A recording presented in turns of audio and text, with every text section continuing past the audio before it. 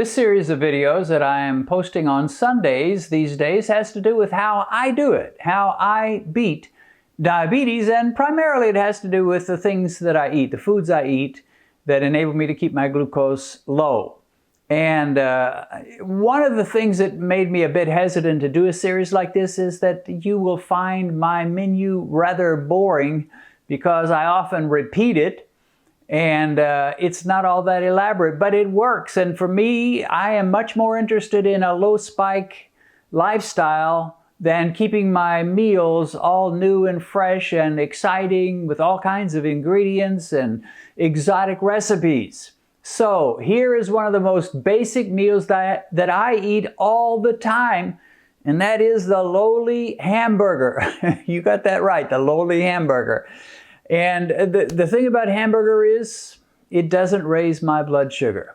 I know theoretically protein can raise blood sugar, but in my practical experience with Mike the glucose meter, it just doesn't raise blood sugar for me. Not after an hour, not after several hours. It just does not raise blood sugar. For a type 1, yeah, I probably would a bit. For me, not at all.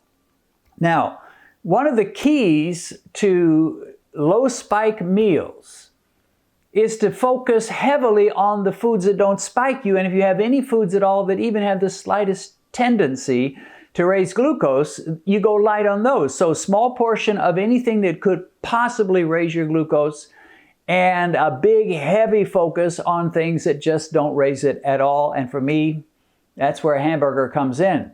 So what do? Well, I do a lot of things with hamburger, but this particular meal is the simplest of all. And that is I simply cut my pound of hamburger into 3 segments, approximately equal, and each segment becomes a meal for me. So I'm making a 1/3 pound hamburger patty. And that's the major part of my meal because it's larger. You know, McDonald's brags about their 1/4 pounder. Well, this is bigger than a 1/4 pounder. It's a 1/3 pounder. So it is very filling. I'll usually put a little salt on it. And that's the majority of my meal. It's not all my meal because part of me wants a little something beyond that. And it takes a little more than just a 1/3 pound hamburger patty to fill me up. But that's where you can find all kinds of things to throw in that won't really spike glucose. So once I've decided I'm going to have a meal of a 1/3 pound of hamburger patty, then all I need is something extra to kind of serve as a filler and to make the meal a little bit more interesting. So right now I'm going to cut this into thirds. I'm going to fry up on my George Foreman grill that 1/3 pound hamburger patty. And then I will show you in a little bit exactly what I will add to this meal. And usually it's just one ingredient. And so this is a very low carb meal.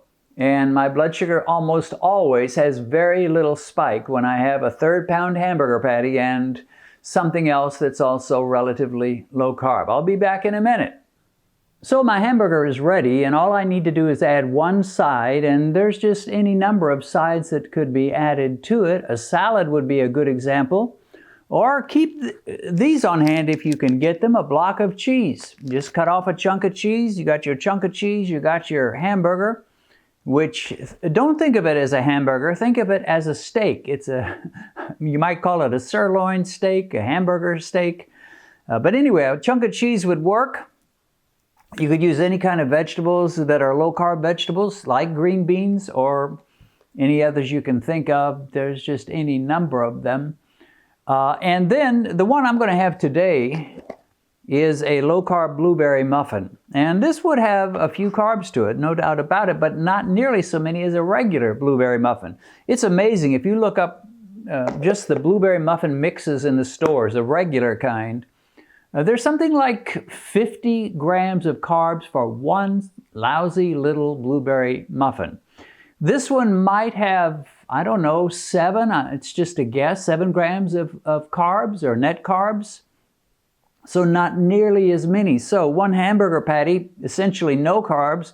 One low-carb blueberry muffin made primarily with almond flour and coconut flour, maybe 7 grams carbs total. That fits very well for me. I know that my body can handle it, and I don't even need to test myself. I just know this will work for me. I do test myself once in a while just to kind of check in, but I really don't need to. And the same would be if I had cheese instead of this muffin, or if I had green beans. I wouldn't need to check.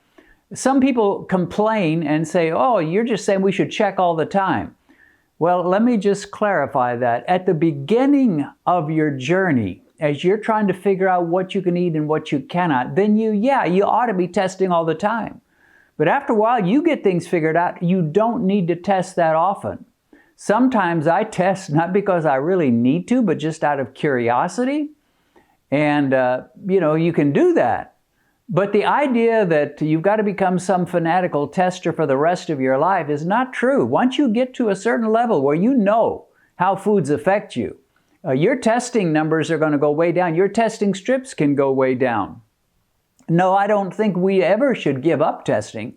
And don't retire Mike the glucose meter. Keep him active, but not nearly as active. In those early days, I was going crazy. So anyway, this is my meal. You say, that's kind of a small meal.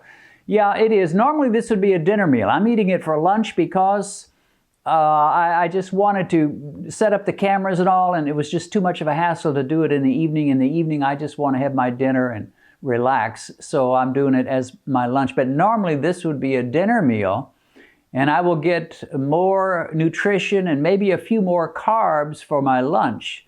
And at my dinner, it'll be a lighter meal, it'll be less carbs, and it works. And my morning glucose demonstrates that it works. So just one more example, again, a lowly hamburger patty. And what I will do, like I said, I get those 3. This becomes my dinner for one night, and then the second night, usually it's, guess what, another hamburger patty. The next night after that, guess what, it's another hamburger patty. I may alternate what I put with it, but it'll always be low carb, but it'll always be a hamburger patty. Usually 3 nights running. Once in a while, I'll get crazy. I'll buy a couple of pounds of hamburger, and it'll be my dinner for the next 6 meals, next 6 dinners. You say, Dennis, that is so boring. You must be the most boring guy in the world. Guilty. I probably am.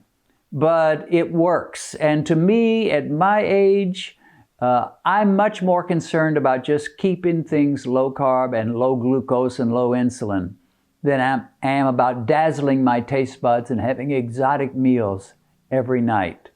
And the reality is that should be the case for you. If you've crossed the line into diabetes, or you've even become pre-diabetic, you need to forget about exotic meals, fancy meals, constant different kinds of meals, and go to some basic stuff that, number one, you enjoy. And I do enjoy this. It's not that I don't enjoy it. And number two, you know they're not going to spike you much, and you'll be in good shape. And oh, by the way, with this low-carb blueberry muffin, I've been working on these. I've made several batches of them in the last week or so, because I've never been totally satisfied with the recipe that Benedict and I make. It has tasted great. I've been satisfied with the taste, but the texture was a little bit crumbly.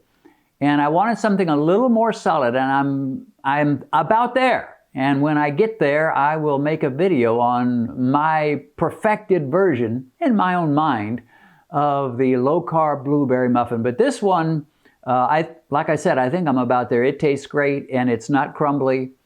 It checks the boxes. So thank God for alternatives to those high-carb foods that destroy your blood sugar, destroy your health, destroy pretty much your life. So there are alternatives. Be of good cheer. There is victory for those that will do a little research and make the necessary changes. I want to remind you that I do have another YouTube channel. It is called by my name, Dennis Pollock, and on this channel I post Bible studies and talks. On Mondays, I post short 7 or 8 minute talks on various topics from the Bible. These cover a huge number of issues, including faith, prayer, the return of Jesus, the love of God, the inspiration of the Scriptures, and many others. On Thursdays, we post Bible studies done by Benedict and me at our dining room table. These are primarily studies on various books of the Bible or characters in the Bible. We have a lot of fun doing these studies, and I believe you'll learn a lot by following along with Benedict and me as we discuss and explore the greatest book ever written. Check out our Bible channel by typing the words Dennis Pollock Bible in the YouTube search box, or you can simply click on a link that you'll find in the description under this video.